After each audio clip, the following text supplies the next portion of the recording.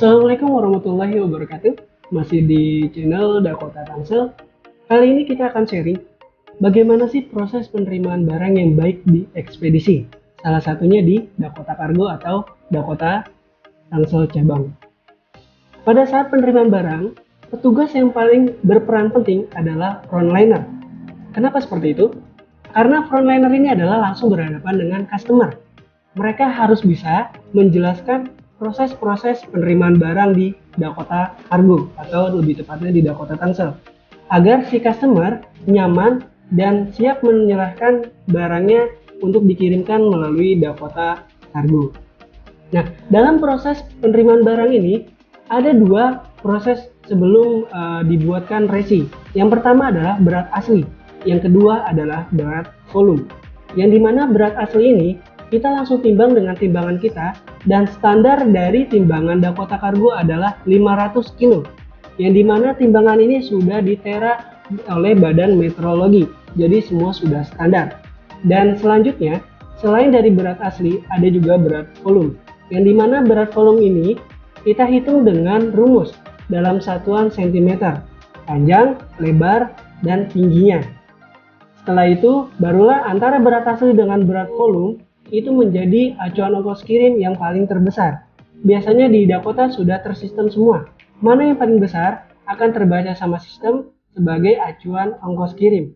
Selanjutnya barulah dibuatkan resi, dan resi itu akan diserahkan ke customer untuk proses pembayaran selanjutnya. Nah, kali ini yang akan kita garis bawahi adalah bagaimana cara proses perhitungan volume. Meskipun perhitungan ini sudah banyak yang tahu, namun tidak ada salahnya kita sharing agar lebih mengingat lagi bagaimana sih proses perhitungan volume. Mari kita mulai proses perhitungannya. Oke, kita mulai proses perhitungannya. Ada 3 servis dalam proses untuk perhitungan volume ataupun berat.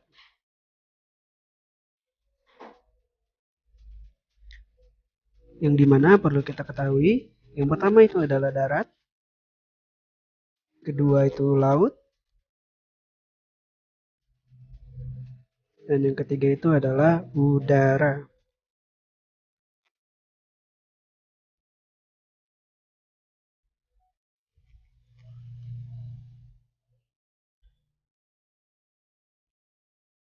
Nah, ketiga servis ini bisa kita hitung dengan berat asli yang langsung kita timbang dengan timbangan, atau berat volume yaitu dengan rumus yang sudah standar dari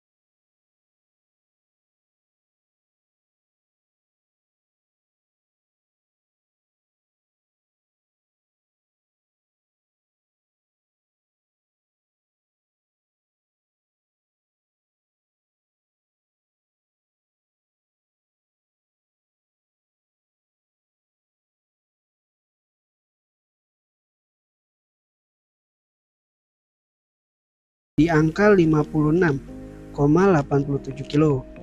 Satuannya kilogram. Nah, kita genapkan aja jadi 57 kilo.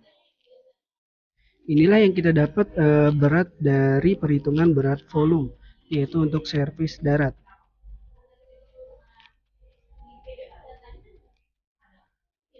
Untuk darat selalu dibagi 4.000 sesuai dengan standar dari asosiasi. Ini perlu kita ingat ya. Karena supaya nanti kita tahu servisnya, kita udah tahu nih. Oh, memang ternyata untuk darat ini dibagi 4.000, untuk laut berapa, untuk udara berapa. Nanti akan kita ulas semuanya satu persatu. Oke, untuk darat cukup. Kita lanjut untuk proses volumenya selanjutnya, yaitu laut atau udara. Coba kita sekarang merupakan proses volume untuk ke laut. Oke, seperti biasa tadi kita buat sampel persegi atau persegi panjang untuk menentukan di mana panjang, lebar, dan tingginya. Ini kita coba di sini untuk panjangnya seperti biasa tadi ya. Kita kasih panah. Di sini ada panjang, ada lebarnya, ada tingginya. Dan kita juga harus menentukan sampel untuk berapa sentimeternya masing-masing. Untuk nantinya kita hitung dengan rumus volume laut. Panjang 250 cm, lebar kita kasih 100. Untuk tingginya kita kasih coba 150. Oke ya. Kita lanjut dengan rumus, yaitu 250 dikali 100 dikali 150 dan dibaginya 1 juta. Jangan sampai salah, untuk darat tadi dibagi 4.000, untuk laut dibagi 1 juta. Kenapa seperti itu? Karena memang untuk laut ini adalah satuannya kubikasi. Ya, kita hitung. Oke, kita dapat di angka 3,75 kubik. Ini adalah kubikasi yang kita dapat dari hasil volume sampel tadi. Karena memang satunya ada kubikasi, jadi dapatnya di angka 3,75 ya. Untuk volume standar servis laut. Oke, jadi perlu kita ingat yang pertama, untuk darat adalah dibagi 4.000, untuk udara berarti dibagi 1 juta sebagai acuan untuk pembagiannya volume ya. Karena untuk laut ini adalah kapal, jadi biasanya kita satuannya kubikasi. Oke, jadi untuk darat dan laut sudah. Untuk yang terakhir adalah volume dari udara. Oke, ini sekarang kita akan merosot proses untuk volume udara. Tak lupa kita ambil sampel dulu untuk pembuatan persegi atau kubikasinya. Sini kita kasih sampel untuk panjang, lebar, dan tingginya. Untuk menentukan sentimeter dari barang tersebut yang nantinya akan kita hitung untuk volume berat dari udara. Jangan lupa diingat-ingat kembali, darat dibagi 4.000, laut dibagi 1 juta, dan udara nanti dibagi dengan panjang 180, lebar 70, tinggi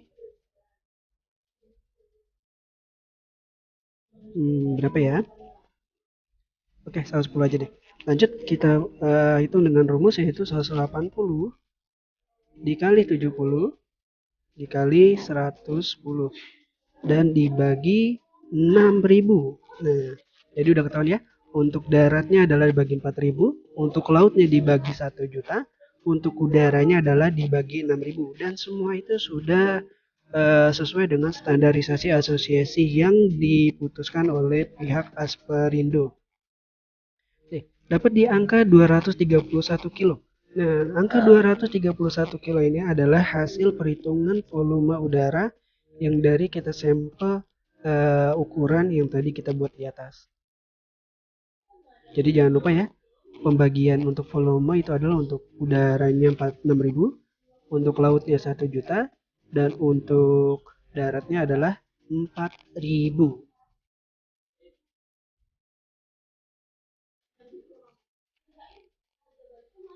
Oke, jadi semuanya sudah kita buat beberapa sampel untuk proses perhitungan volume. Jadi kita sudah tahu bagaimana itu perhitungan volume untuk darat, laut, dan udara. Oke, tadi sudah kita bahas bagaimana sih cara perhitungan volume baik itu pengiriman darat, laut, ataupun udara. Yang dimana darat itu adalah dibagi dengan 4.000, udaranya dibagi dengan 6.000, dan lautnya dibagi dengan 1 juta. Mungkin kurang dan lebihnya ini yang bisa saya sharingkan. Semoga bermanfaat bagi kita semua, yaitu sebagai sarana edukasi untuk lebih mengingat lagi proses perhitungan barang, baik itu salah satunya berat asli ataupun berat volume. Semoga bermanfaat. Saya akhiri, kurang dan lebihnya terima kasih. Wassalamualaikum warahmatullahi wabarakatuh.